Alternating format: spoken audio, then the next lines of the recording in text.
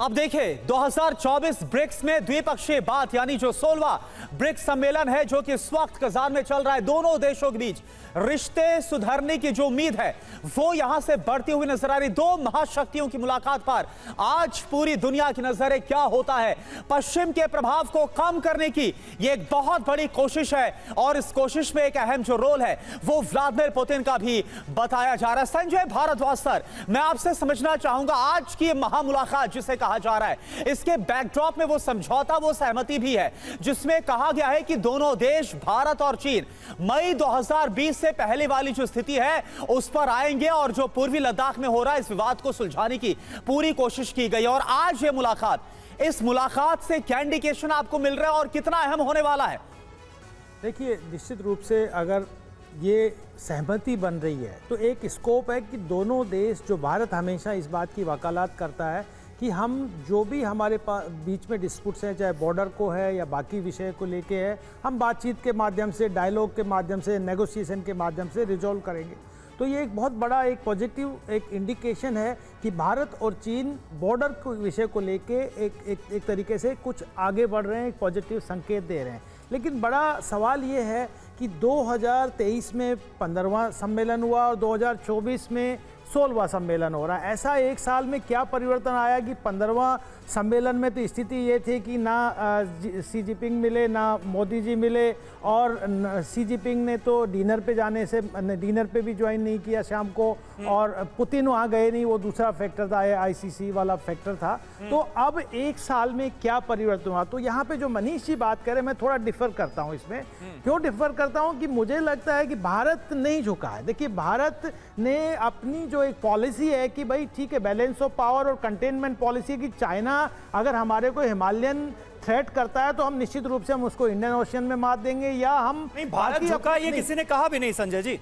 नहीं, एक जो उन्होंने कहा कि भारत ने भी चाहा कि शांति, भारत तो हमेशा ही शांति चाहता था। बिल्कुल, भारत के रुख में परिवर्तन नहीं आया, ये चीन के रुख में परिवर्तन आया, क्योंकि भारत ने अमेरिका के साथ में अभी सेसा एग्रीमेंट साइन किया, बहुत स्ट्रांग एग्रीमेंट है। और निश्चित रूप से भारत जो एक, अब उसका जो एक ग्लोबल छवि, खासकर जो G20 में जो एक उभर के आई कि एक ग्लोबल वॉइस के रूप में भारत, तो चीन ने ये देखा कि भारत आगे बढ़ता जा रहा है मिलिट्रीली या आप इकोनॉमिकली जैसे भी, और चीन में अपने इंटरनल क्राइसिस में, वहाँ पे इकोनॉमिक क्राइसिस है। बाकी पुतिन का भी मुझे लगता है कि कुछ अहम रोल है। ठीक है, पुतिन का कितना अहम रोल है शुक्ला जी, क्योंकि हमारे साथ मौजूद हैं जो कि दशकों तक रहे हैं रूस में, वहां पर पत्रकारिता की है। शुक्ला सर, किस तरह से आप देखते हैं रूस के इन्वॉल्वमेंट को, व्लादिमीर पुतिन के रोल को, और क्या दुनिया की जो मौजूदा वैश्विक स्थिति इस वक्त नजर आ रही है वो भी बहुत हद तक जिम्मेदार है, जिसमें अपने आप में एक संदेश, एक मैसेज ये भी छुपा हुआ है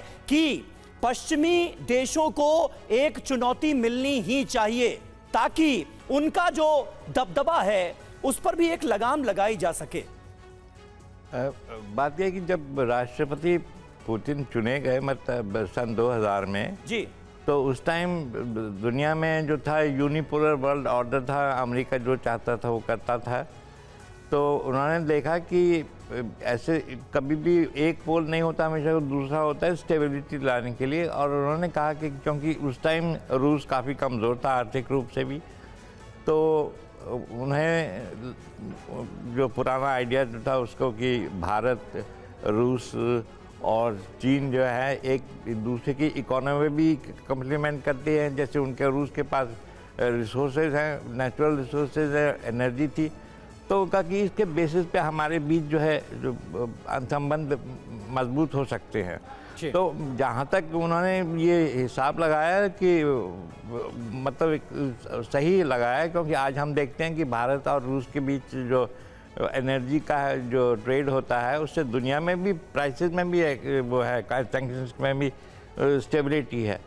तो मेन चीज़ इसलिए उन्होंने कहा कि चीन, भारत और रूस, इन तीनों के गहरे सहयोग से दुनिया एक स्टेबिलिटी होगी और मल्टीपोलर वर्ल्ड ऑर्डर की तरफ बढ़ोतरी होगी। तो ये कहा जा सकता है कि उनका जो विजन था पुतिन का, और जो ऐतिहासिक रूप से या आकस्मिक की जो भी कही है कि ऐसी हालतों में रूस ही जो ब्रिक्स का जो है प्रेसिडेंसी है, तो उस दौरान जो है मतलब कि ये नई मोड़ ला रहा है दुनिया में, पश्चिमी एशिया में है, यूरोप में भी क्राइसिस है। तो ये कहा जा सकता है ये जो भारत और वेस्टर्न वर्ल्ड के लिए सर मैसेज भी है कि अमेरिका अगर हमारे लिए इंपॉर्टेंट है तो रूस भी बहुत बहुत इंपॉर्टेंट है। करुणा। बिल्कुल, और देखिए इसी के साथ एक बड़ी खबर का हम रुख कर रहे हैं। मोदी शी जिनपिंग की मुलाकात पर यह बहुत बड़ी खबर। TV9 ने 12 सितंबर को ही मुलाकात की खबर आपको दी थी। 40 दिन पहले ही TV9 ने बताया था कि मुलाकात होगी। पिछले कई हफ्तों से मुलाकात की तैयारियां चल रही थी और देखिए कल ही जो विदेश सचिव है उनकी तरफ से भी इस मुलाकात को लेकर कंफर्मेशन सामने भी आई। ब्रिक्स सम्मेलन में TV9 की खबर पर मुहर आखिरकार लगी। और आइए अब आपको दिखाते हैं कि कैसे 40 दिन पहले ही TV9 ने इस मुलाकात की खबर दिखा दी थी। आज जो होने वाला है ब्रिक्स के बैठक से इतर, उसका 12 सितंबर कनेक्शन देखिए। ब्रिक्स सम्मेलन में हो सकती है मोदी जिनपिंग की मुलाकात। रूस के कजान में 22 से 24 अक्टूबर तक ब्रिक्स सम्मेलन चलेगा। दोनों देशों के रिश्तों में नई शुरुआत के मिल रहे हैं संकेत। एक्सक्लूसिव खबर क्या है? 22 से 24 अक्टूबर तक ब्रिक्स शिखर सम्मेलन होगा। पीएम मोदी और शी जिनपिंग की मुलाकात यहां हो सकती है। गलफान घाटी संघर्ष के बाद कोई बातचीत अभी तक नहीं हुई है। रूस के कजान में 22 से 24 अक्टूबर को होने वाले ब्रिक्स सम्मेलन के लिए दोनों ही वहां पर पहुंच रहे हैं और ऐसी स्थिति में रूस की तरफ से कोशिश की जा रही है कि दोनों नेताओं को की मुलाकात करवाई जाए। देखिए